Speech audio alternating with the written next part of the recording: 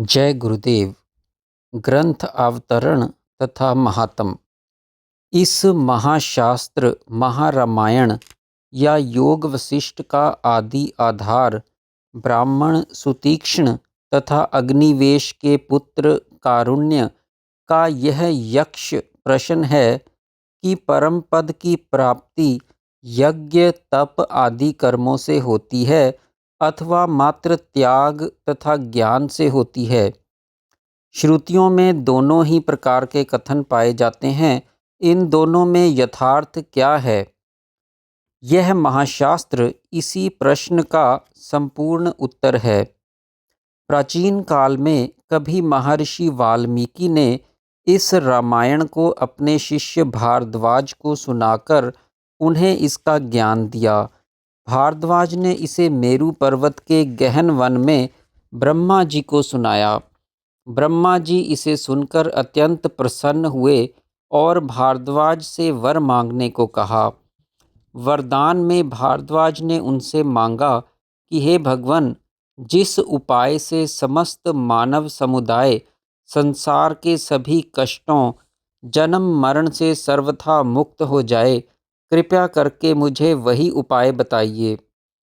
ब्रह्मा जी भारद्वाज को साथ लेकर महर्षि वाल्मीकि के आश्रम पर पधारे और महर्षि जी को आदेश दिया कि चाहे कितने ही उद्वेग विघ्न बाधाएं आएं, तथापि आप इस महारामायण को अवश्य पूरा कीजिए, क्योंकि इसके स्वाध्याय श्रवण मनन से मानव मात्र संसार के समस्त क्लेशों से ऐसे पार हो जाएगा जैसे जलयान से सागर पार हो जाता है।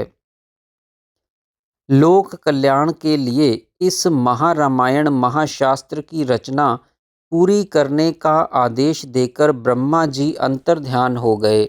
ब्रह्मा जी के आदेश अनुसार महर्षि वाल्मीकि ने इसकी रचना की। यद्यपि इस ग्रंथ में सुतीक्ष्ण, अगस्त्य, अग्निवेश, कारुण्य, वाल्मीकि, भारद्वाज, वाल्मीकि, अरिष्टनेमि, शुकदेव, राजा जनक, वशिष्ठ, विद्याधरी, काकभूषणी, पथिक मंकी, राजा प्रज्ञपति आदि अनेकों संवाद और उपदेश हैं, तथापि मुख्यतः यह राजा दशरथ की सभा में गुरुदेव महर्षि वशिष्ठ का अपने शिष्य श्री राम को दिया गया उपदेश और प्रश्नोत्तरी है। इसके श्रोताओं की सभा में श्री राम के तीनों भाई भरत, लक्ष्मण, शत्रुघ्न और आठों मंत्री धृष्टि, जयंत, भास, सत्यवादी, विजय, विभीषण, सुषेण, हनुमान और इंद्रजीत सभी विषयों से विरक्त, समदर्शी तथा जीवन मुक्त महात्मा थे। इस ग्रंथ में कई स्थलों पर इसके श्रवण मनन विचार की आवृत्तियों से इच्छा ना होने पर भी संसार से मुक्ति की प्राप्ति तथा अन्य सुफल बताए गए हैं। जैसे सुषुप्त पुरुष की इच्छा ना होने पर भी प्रकाशित दीपक उसे प्रकाश तथा प्रकाशजन्य अन्य सुफलों का लाभ पहुंचाता ही है। यह ग्रंथ केवल कथन मात्र नहीं है, वरन देवों के शाप और वरदान की भांति अवश्य फलदायक है।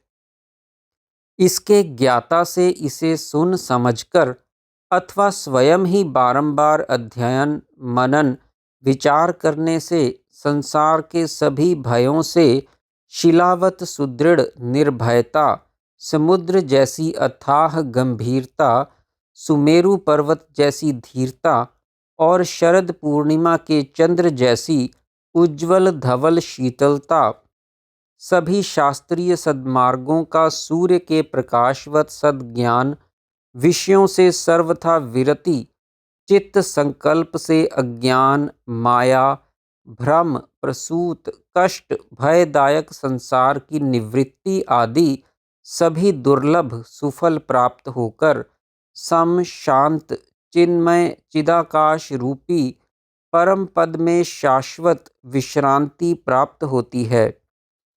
इसमें इसी ग्रंथ के अध्ययन का आग्रह नहीं है, साधक अपनी रुचि अनुकूलता के अनुसार किसी भी आध्यात्मिक आर्ष ग्रंथ का स्वाध्याय अभ्यास करे, परंतु इस ग्रंथ के गहन अध्ययन के बाद उसे अन्य सभी सद्ग्रंथ भी वैसे ही रुचिकर और बुद्धिगम्य लगने लगेंगे जैसे राम रस लवण से सभी व्यंजन रुचिकर और सुपच हो जाते हैं। यह सतशास्त्र कीर्तिकारक, आयुवर्धक और परम पुरुषार्थ फल देने वाला है।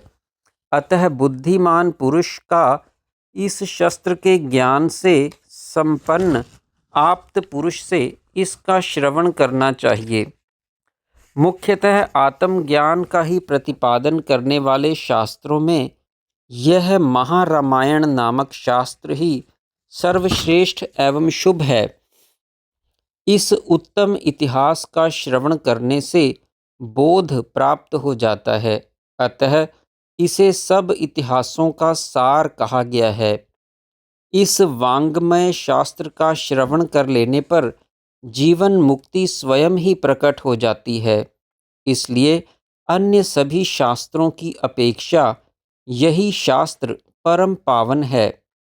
जैसे स्वप्न में ही यह तो स्वप्न है ऐसा ज्ञान हो जाने पर उस स्वप्न की सत्यता की भावना और तज्जन्य भय नष्ट हो जाते हैं, वैसे ही इस शास्त्र का विचार करने से जगत और व्यवहार में रहते हुए ही यह समझ में आ जाता है कि यह सारा दृश्य जगत और व्यवहार स्वप्न के समान ही मिथ्या है। तब यह दृश्य जगत ज्यों का त्यों स्थित रहता हुआ भी ज्ञानी की दृष्टि में निरस्त हो जाता है।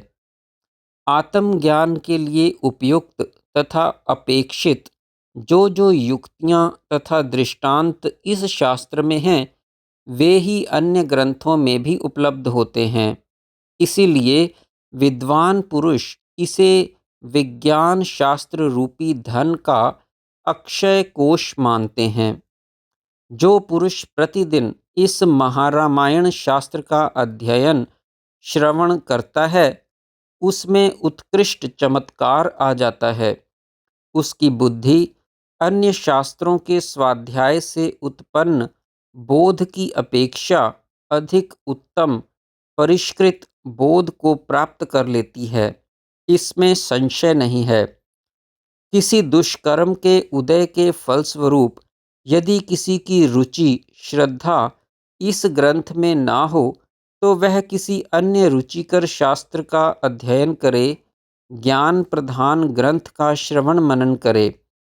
परंतु जैसे उत्तम औषध सेवन करने से निरोगता स्वयं प्राप्त हो जाती है, वैसे ही इस योग वशिष्ठ का श्रवण मनन कर लेने पर जीवन मुक्ति का अनुभव स्वतः स्वयं होने लगता है।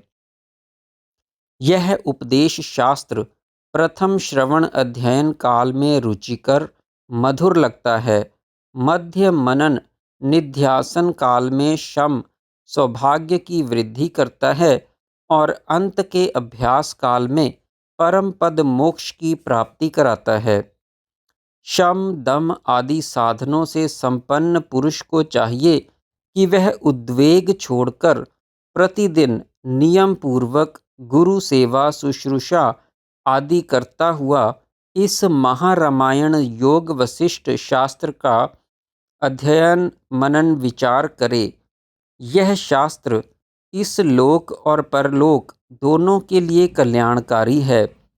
सभी मनुष्यों में भांति भांति की असंभावनाएं और विपरीत भावनाएं बुद्धि में कूट कूट कर दृढ़ता से भरी हुई हैं और वे परस्पर मिलजुल कर अभ्यास भी नहीं करते।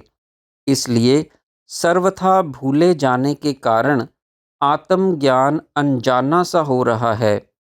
जो जिस वस्तु को पूरे दिल से चाहता है वह उसके लिए प्रयत्न पुरुषार्थ करता है और यदि थक कर निराश होकर अथवा अश्रद्धा अविश्वास के कारण अपने प्रयत्न अभ्यास को छोड़ ना बैठे तो अवश्य ही अपनी अभीष्ट वस्तु को प्राप्त कर लेता है। इस महारामायण शास्त्र से बढ़कर परम कल्याण का सर्वश्रेष्ठ साधन आज तक ना तो हुआ है और ना आगे होगा। इसलिए परम बोध की प्राप्ति के लिए इसी का बारंबार अध्ययन, मनन, विचार करना चाहिए। इस शास्त्र का भली भांति बारंबार विचार करके स्थित हुए पुरुष को स्वयं ही उत्तम परमात्म तत्व का बोध और अनुभव होने लगता है। यह शास्त्र वरदान या शाप की भांति अपने स्वाध्याय, मनन, विचार का सुफल प्रकट करने में विलंब नहीं करता। जो अभी तक ना तो माता पिता से, ना बंधु बांधवों से और ना अनेकानेक शुभ कर्मों से ही प्राप्त हुआ है, आपका वही परम कल्याण, परम पद, ब्रह्म ज्ञान यह शास्त्र तत्काल सिद्ध कर देगा। यदि आप अभ्यास पूर्वक इसे भली भांति जान समझ लें, यह संसार बंधन रूपी विसूचिका बड़ी भयंकर है और दीर्घ काल तक टिकाऊ है।